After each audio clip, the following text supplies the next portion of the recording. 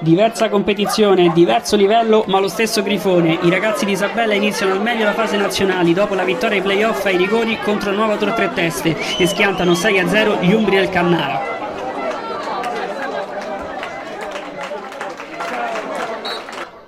Partenza sprint dei rossoblù, al settimo una sventagliata col contagiri di Arilli, pesca di Crescenzio sull'auto di destra.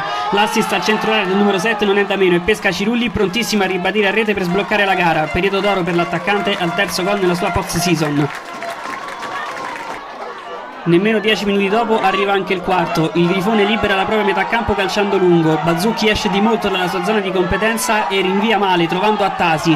Il 10 innesca così la corsa di Cirulli che raccoglie e si invola verso la porta. Arrivato a tu per tu poi scaraventa il pallone sotto la traversa. 2-0 e doppietta per il numero 9 che raccoglie i meritati applausi dal suo pubblico, mentre il Cannara protesta per un contatto sul numero 4 considerato illegale.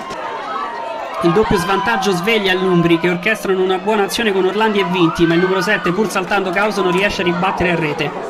Gli ospiti non mollano, intorno alla mezz'ora ci riprovano partendo da destra. Fisichella riesce a liberare Orlandi, ma il colpo da zona defilata non trova lo specchio e finisce addirittura in fallo laterale.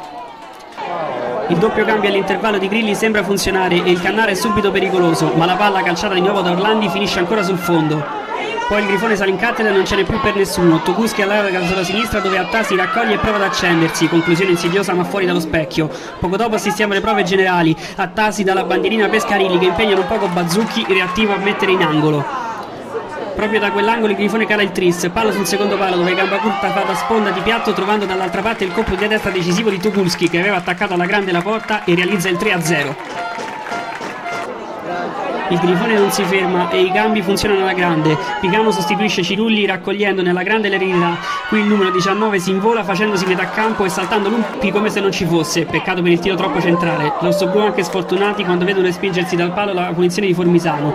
Tornano i corner e torna il gol. Stavolta è Arilli a svettare in mezzo a tutti prendendosi la rivincita su Bazzucchi e calando il poker.